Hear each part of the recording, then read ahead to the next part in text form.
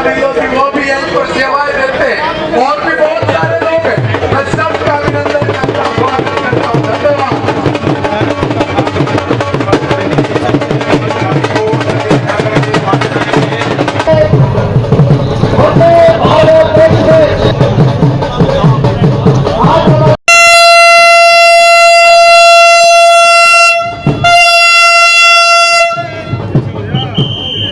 ये हमारे लिए बड़े सौभाग्य की बात है। अम्बाला एक बड़ा जंक्शन है। कुरुक्षेत्र हमारी एक धर्म नगरी है। सारा देश उसके साथ जुड़ने वाला है। पर्यटन की एक बड़ी विशाल सोच के साथ मनोहर लाल जी ने राष्ट्रीय गीता अंतर्राष्ट्रीय गीता महोत्सव की शुरुआत की थी। उसका नतीजा ये है कि धीरे धीरे करके पर्यटन आ रहे हैं। कभी पूर्ववर्ती सरकारों ने इस तरफ ध्यान ही नहीं दिया। उनके दिमाग में कभी कल्पना तक नहीं आई कि एक सिटी जो इंटरनेशनल लेवल पर सारी दुनिया के सामने आ सकता है और जिसका के जरिए पर्यटन बढ़ के हरियाणा के लोगों के लिए फ़ायदेमंद हो सकता है, उस पर कभी विचार नहीं किया गया। इसलिए एक 48 कोसी और 84 कोसी ऐसी एक विस्तृत चर्चा के साथ ऐसे स्थानों को भी खड़ा किया जा रहा है जिनका बहुत बड़ा आध्यात्मिक महत्व भी है। और कुरुक्षेत्र में इसलिए इस ट्रेन का रुकना जरूरी था। पानीपत एक बहुत बड़ी औद्योगिक नगरी है। हजारों लोगों का हर रोज़ आवागमन होता है।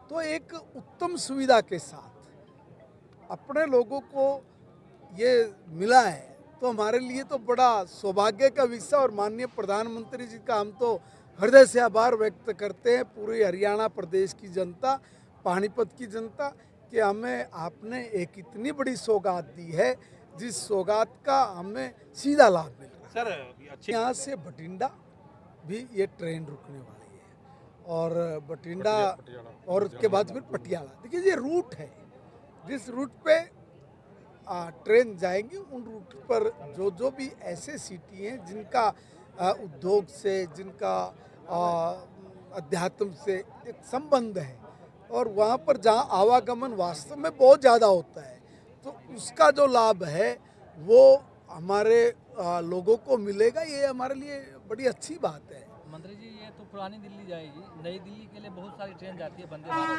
तो उसकी गुजारिश है कि आप उसके लिए भी पर भी कर दीजिए ताकि पानीपत लोगों को और फायदा हो। हम लोग भी ये एक इस तरह की चीज़ नहीं है कि भाई कोई गांव में चौपाल बनानी है हम लोग उसकी घोषणा कर ले। ये एक नेशनल लेवल पर रेलवे का अपना एक नेटवर्क सिस्टम है जिसमें माननीय प्रधानमंत्री जी और रेलवे मंत्री जी वो अपनी एक प्लानिंग बनाते हैं और उस प्लानिंग के आधार पे सब चीज़ें होती हैं। उन्होंने आप और हमसे पहले इन सब चीज़ों को जाना होगा, समझा होगा, उसका सर्वे किया होगा और उसी के मुताबिक उन्होंने अपने इन स्टेशनों का हम लोगों को सौगात दी है।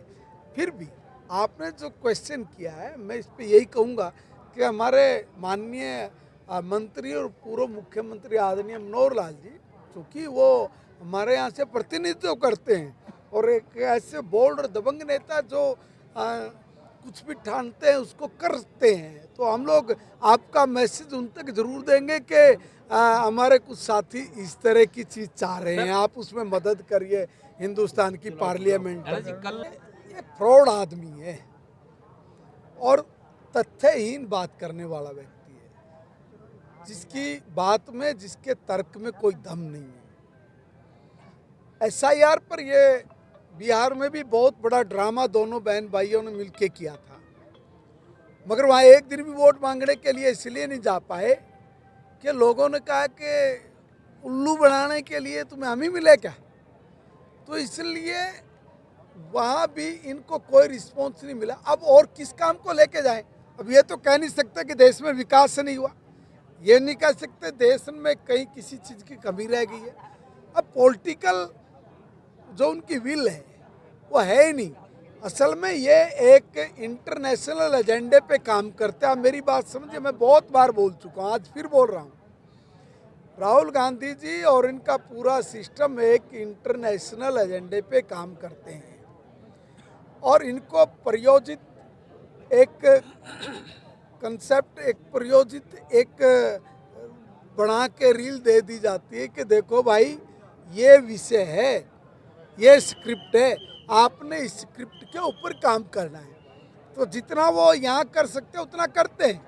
जब यहाँ के लोग नहीं सुनते, आप लोगों को पता है बेतुकी बात करेगा तो आप उनको अटेंड ही नहीं करते। इसलिए प्रयोजित एक प्रेस ये दुनिया के अलग अलग देशों में जाके करते हैं और वहाँ पर भारत को गाली देते हैं, भारत के प्रधानमंत्री को गाली देते हैं। देश का लोकतंत्र खतरे में, संविधान खतरे में, प्रधानमंत्री जी ने ये कर दिया। अरे सारी दुनिया के लोग प्रधानमंत्री जी को कह रहे भाई ईश्वर का आदमी नहीं, इतना बड़ी आदमी, हिंदुस्तान का हर गरीब से गरीब आदमी भी कहे मारी उम्र भी तेरे को लग जाए। और एक यूं ईसा बैठ गया इस कांग्रेस के जोड़ा में, कति ठीक निपटा का मानने का। और दूसरी बात ये कि भाई इनके जो नीचे फॉलोवर है ना, वह भी कमाल के हैं। वह भी अगर वो नू कह जाए ना कि दिन है तो दिन है, और नू कह जाए रात है तो रात है, इनकी किसी की हिम्मत नहीं, इनके गिले हो जाते हैं सब। ये सर आज भाजपा कार्यालय में भाजपा की एल की बैठक हुई है। देखिए, Bharatiya Janata party cadre base party है। हमारा कैडर लगातार काम करता है। हम लोग कभी भी मौके की तलाश में नहीं रहते, कांग्रेस वाला की डाला दूसरे डाले दाव लग जाए तो काम कर ले। दिन रात काम करते हैं भाई, जनता के बीच में रहते हैं और जनता से जुड़े हुए हैं। जनता की समस्या क्या है, प्रॉब्लम क्या है, उसको कैसे दूर किया जाए, इन तमाम चीज़ों पर बहुत गहरा मंथन करते हैं और तभी हम लोग काम कर पाते हैं। रिजल्ट यही है कि हम लोग जो बोलते हैं, माननीय प्रधानमंत्री जी बोल रहे हैं, माननीय मुख्यमंत्री जी बोल रहे हैं कि हम विकास की राजनीति कर रहे हैं, तो विकास की राजनीति कैसे होगी जब पता ही नहीं हो किसी चीज़ का, तो टट्टू का विकास कराएगा। अगर विकास करना है तो उसके लिए ज़मीन पे उतरना पड़ता है।